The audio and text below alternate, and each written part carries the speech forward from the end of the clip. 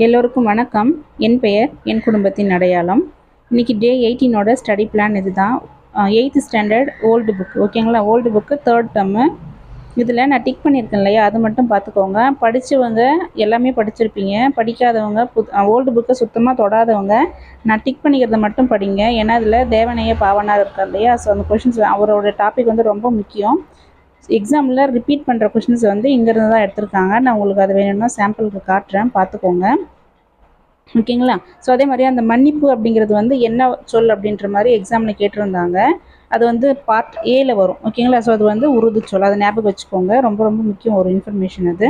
அதுக்கப்புறம் பார்த்தீங்க அப்படின்னாக்கா, இப்போ நான் டிக் பண்ணியிருப்பேன் பாருங்கள், அங்கே எல்லாமே வந்து டிஎன்பிசி அப்படின்ட்டு நான் மார்க் பண்ணியிருப்பேன். 2018 கேட்டிருக்காங்க, 2016, 2017, 2022 எங்கேருந்து எடுத்திருக்காங்க அப்படின்னாக்கா, அப்போது தேவனைய பாவனார் பற்றி இங்கேருந்து தான் எடுக்கிறாங்க அப்படின்றத தெரிஞ்சுக்கோங்க.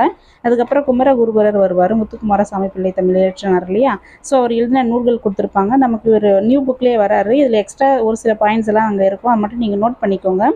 அதுக்கப்புறம் அந்த பிள்ளை தமிழ் பருவம் இருக்கு இல்லையா, அந்த பிள்ளை தமிழ் பருவம் எல்லாம் கொடுத்துருப்பாங்க, அதையும் நீங்கள் பார்த்து வச்சுக்கோங்க. இங்கே பாருங்கள், தேவனைய பாவனார் சொல்லியிருந்தேன் இல்லையா, ஸோ அங்கே பாருங்கள் என்னென்ன கொஷின்ஸ் எல்லாம் கேட்டிருக்காங்க அப்படின்ட்டுன்னு. இது எல்லாமே பார்த்தீங்க அப்படின்னாக்கா நமக்கு ஓல்டு புக்கிலேருந்து தான் எடுத்திருக்காங்க. நீங்கள் எதுவுமே பார்க்கல அப்படின்னாலும் பரவாயில்லை. நான் சொல்லியிருக்கேன் இல்லையா, ஃபஸ்ட்டு டேர்மில் சொல்லியிருப்பேன், செகண்ட் டேர்ம்லேயும் சொல்லியிருப்பேன், 3rd டேர்மில் தேவனைய பாவனார் பற்றி தயவுசெய்து பார்த்துட்டு போயிடுங்க. அவர்கிட்டருந்து கண்டிப்பாக கொஷின் கேட்பாங்க. அந்த கொஷின் வந்து மேக்ஸிமம் இங்கேருந்து தான் எடுப்பாங்க, ஓகேங்களா? ஸோ அதனால் அதுக்காகவாச்சும் நீங்கள் பார்த்துட்டு போயிடுங்க. 1 மார்க்கை நீங்கள் தெரிஞ்சே மிஸ் பண்ணிவிட்டு வந்துடாதீங்க. 1 மார்க்கில் பாயிண்ட் மார்க்கில் கூட போஸ்டிங் வாங்காதவங்க எத்தனையோ பேர் இருக்காங்க. அதனால தான் சொல்கிறேன், தேவனைய பாவனார் மட்டுமாச்சும் பார்த்துட்டு போயிடுங்க. ஓல்டு புக்கில் முடியரசனை பற்றியும் கவர் ஆகிருக்கும், ஓகேங்களா? முடியரசன்லேருந்து ஒரு 2 கொஷின்ஸ் வந்து இங்கேருந்து கேட்டிருக்காங்க. இங்கே பாருங்கள், தமிழக அரசின் பரிசு பெற்ற முடியரசனின் நூல் எது அப்படின்ற மாதிரி கேட்டிருக்காங்க, ஓகேங்களா?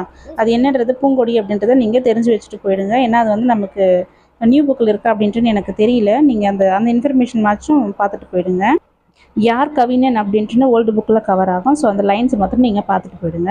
இன்றைக்கி மேக்ஸில் பர்சன்டேஜில் எடுத்துக்கிட்டோம் அப்படின்னாக்கா, பர்சன்டேஜ்லேருந்து 2 சம் கேட்பாங்க, ஓகேங்களா? நமக்கு சிம்பிள் இன்ட்ரெஸ்ட், காம்பவுண்ட் இன்ட்ரெஸ்ட்லையும் பர்சன்டேஜ் பேஸ் பண்ணி வரும், எல்சிஎம் ஹெச்சிஎஃப்லையும் பேஸ் பண்ணி வரும். ஸோ அதனால் கண்டிப்பாக 2 சம் வந்து பர்சன்டேஜ்லேருந்து கேட்டிருப்பாங்க. நான் நோட்ஸ் எடுத்த சம் பார்த்தீங்க அப்படின்னாக்கா மொத்தம் 42 இருக்குது அப்படின்னு நினைக்கிறேன். ஐ திங்க் 42 தான். ஸோ இன்றைக்கி நான் என்னோடய நோட்ஸில் இருக்கிற சம்ஸை தான் ப்ராக்டிஸ் பண்ணுறேன். நாளைக்கு ஓல்டு இயரில் என்னென்ன கொஷின்ஸ் கேட்டிருக்காங்க அப்படின்றத பார்த்துட்டு நாளைக்கோட நான் பர்சன்டேஜை முடிச்சிடுவேன், ஓகேங்களா? இது வந்து நான் கொடுக்குற ரிவிஷன் வந்து ஃபஸ்ட்டு ரிவிஷன். 2 டேஸ்க்கு ஒன்ஸ் ஒரு டாபிக் அப்படின்ட்டு நான் ரிவிஷன் கொடுத்துட்ருக்கேன். ஒரு 2-3 டைம்ஸ் ஆச்சும் நான் ரிவிஷன் கொடுக்குறேன் அப்படின்றதுக்காக தான் 2 டேஸ்க்கு ஒன்ஸ் ஒரு டாப்பிக்கை பார்த்துட்ருக்கேன். என்னுடைய நோட்ஸ் உங்களுக்கு யூஸ்ஃபுல்லாக இருக்கும் அப்படின்னு நீங்கள் நினச்சிங்கனாக்கா, டிஸ்கிரிப்ஷனில் நான் அந்த ஃபைல் அட்டாச் பண்ணியிருக்கேன். உங்களுக்கு தேவை அப்படின்னாக்கா டவுன்லோட் பண்ணி பார்த்துக்கோங்க. பாலிட்டி தான் இந்த வீக் ஃபுல்லாக நான் பார்த்துட்ருக்கேன் இல்லையா? ஸோ பாலிட்டியில் இருக்கக்கூடிய அந்த 7, 8, 9, 10 ஸோ இந்த 4 லெசன்ஸுமே நான் கம்ப்ளீட் பண்ணிவிடுவேன். இது கம்ப்ளீட் பண்ணதுக்கப்புறம் ஓல்டு இயரில் என்னென்னலாம் கொஷின்ஸ் கேட்டிருக்காங்க அப்படின்னு சொல்லிட்டு நான் old year previous year question bank இருக்கு இல்லையா, ஸோ அதில் எல்லாத்தையுமே வச்சு நான் ரெஃபர் பண்ணிப்பேன். இதோட பாலிட்டி முடிஞ்சிடும். இன்றைக்கோட நான் பாலிட்டியை முடிச்சிடுவேன். ஸோ நாளைக்கு வேறு ஒரு டாபிக் எடுக்கணும். இப்போ பார்த்தீங்க அப்படின்னாக்கா, தேர்தல் பற்றின என்னென்ன கொஷின்ஸ் எல்லாம் கேட்டிருக்காங்க அப்படின்றது தான் நான் பார்த்துட்ருக்கேன். ஏன்னா தேர்தலேருந்து கண்டிப்பாக ஒரு கொஷின் கேட்பாங்க. இப்போ நமக்கு கரண்ட்டாக எலெக்ஷன் நடந்தது இல்லையா, அதனால கண்டிப்பாக எலெக்ஷன்லேருந்து ஒரு கொஷின் கேட்பாங்க.